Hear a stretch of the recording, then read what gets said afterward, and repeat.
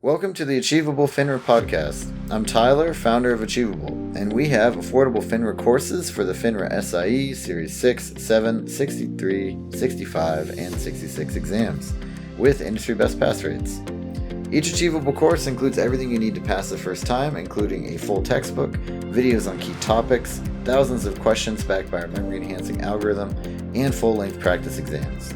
You can try it out for free by going to achievable.me, and if you like it, the code podcast will get you 10% off, so you should use it. Now, let's get started. Today, we've got the Securities Guys with us, and really excited to have you both on the show, and would love if you could just introduce yourselves really quickly, maybe starting with you, Jeff.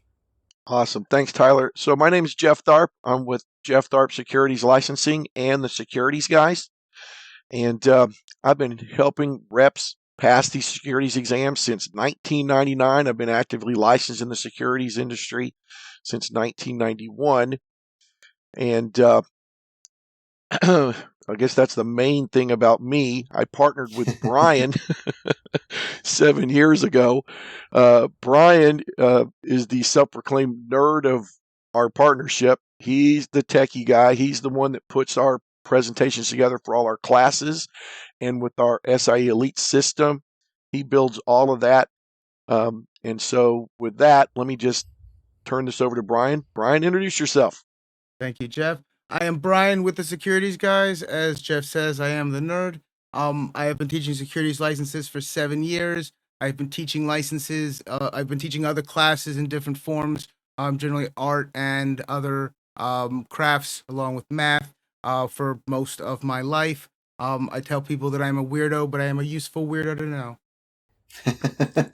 Yeah, and so on this one today, we're going to be talking about time management when you're studying for FINRA exams, right? The FINRA SIE, but also, Series 6, 7, and all the other ones. You're usually studying for these tests while you got a job, and you got other stuff going on, not to mention your family, your personal life.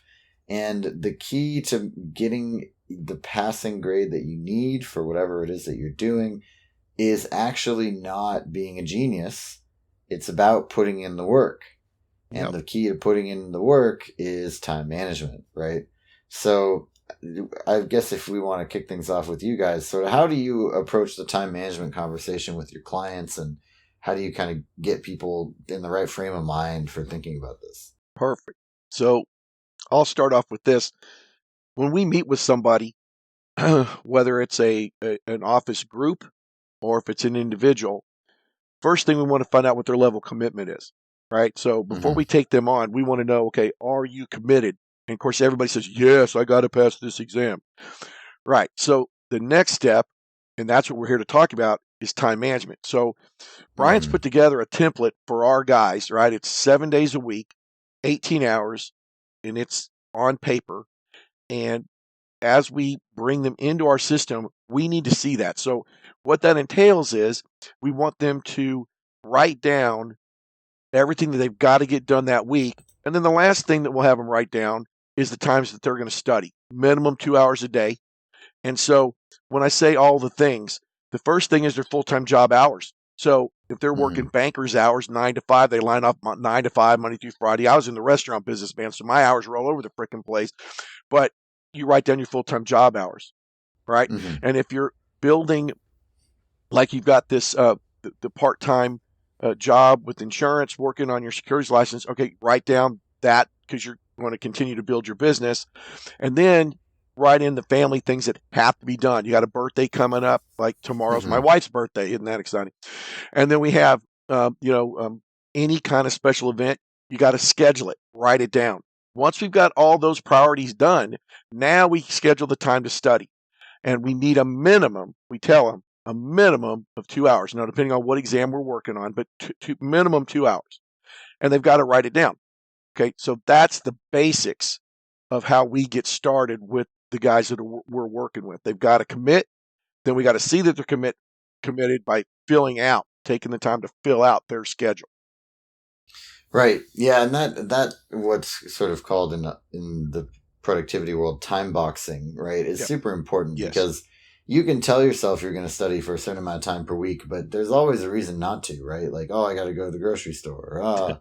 like my wife asked me to make dinner tonight or whatever it is. And you've got to, carve that time out, and you've got to also get buy-in from everybody else who wants you to pass this test, right? Which hopefully includes your family, or your people that you're living with, right? If you got roommates, maybe. And you got to make sure that they know that you need this time.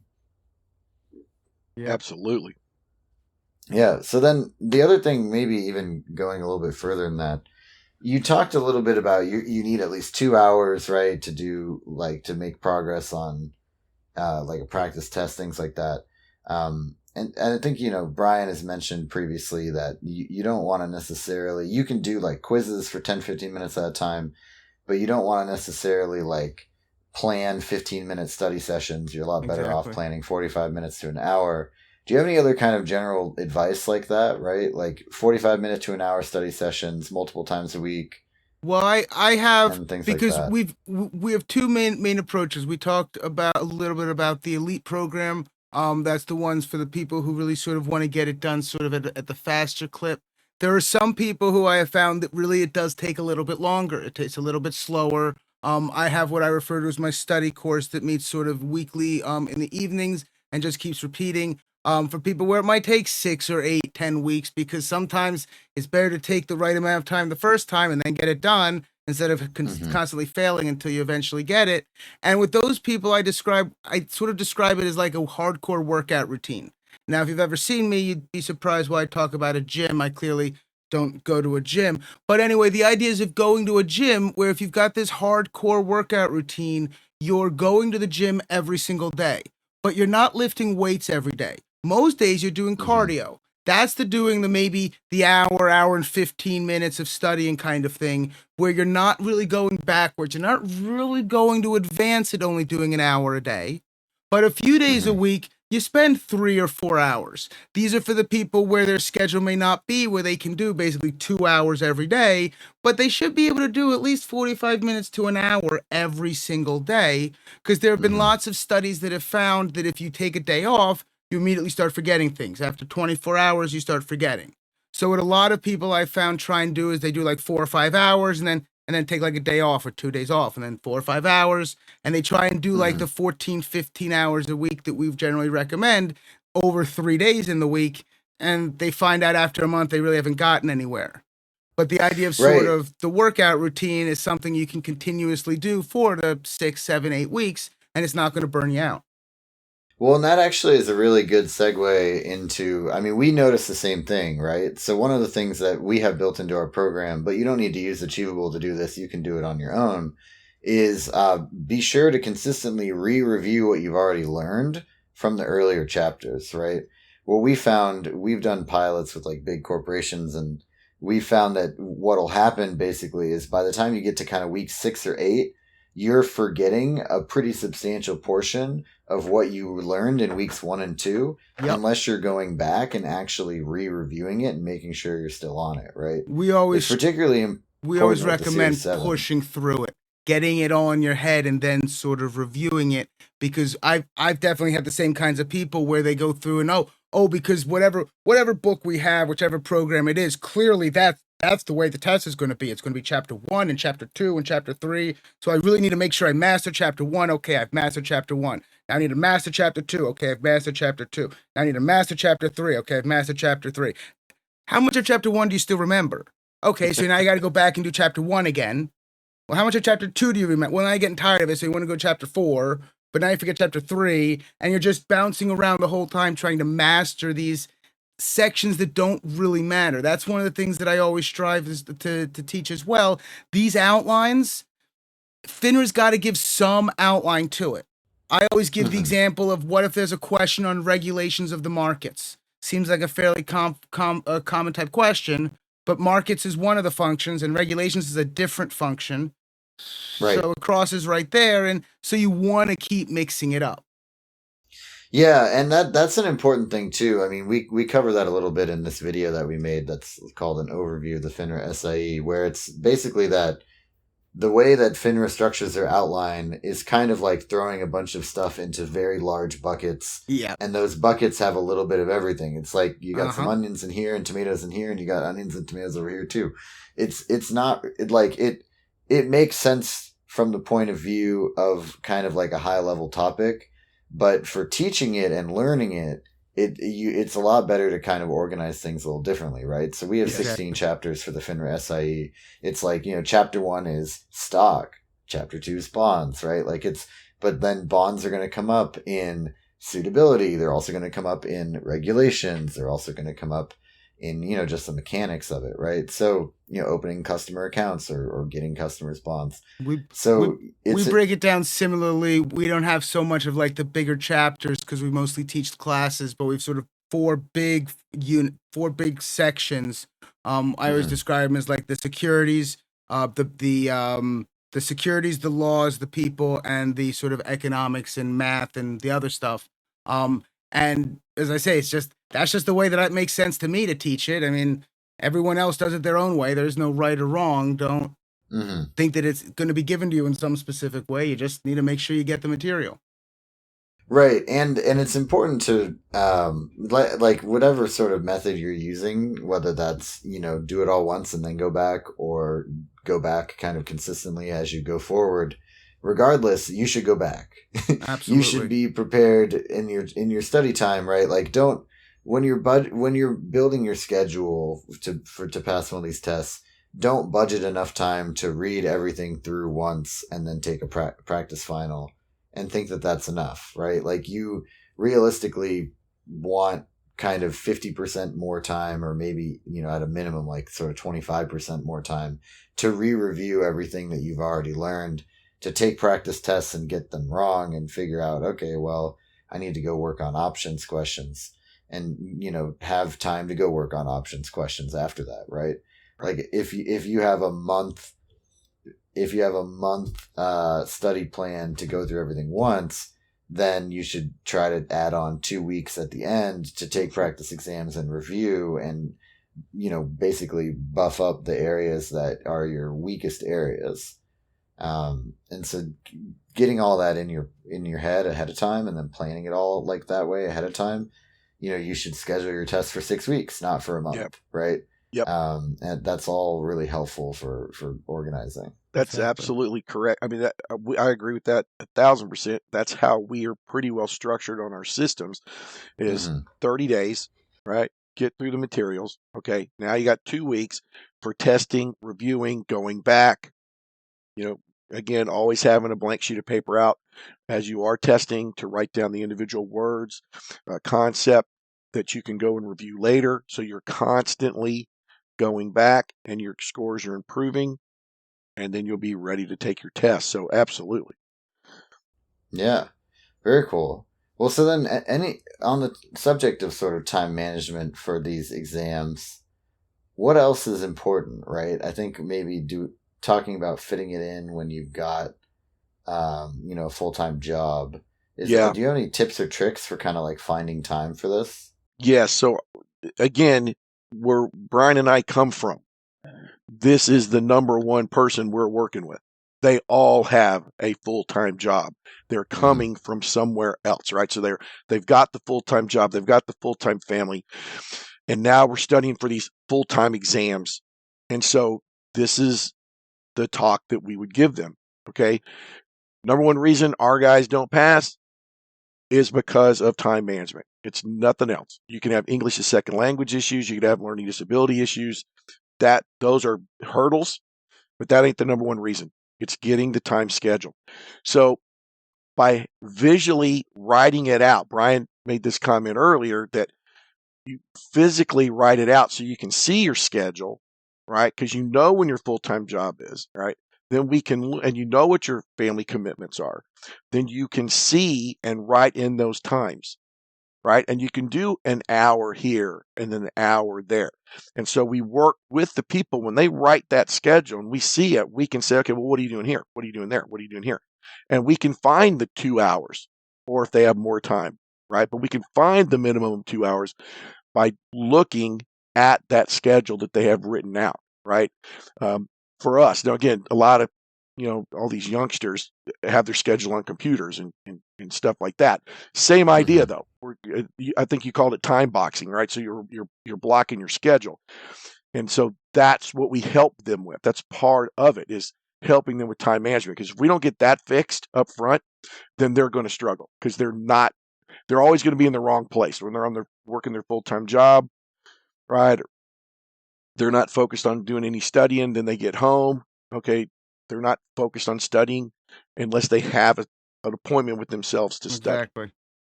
Mm-hmm.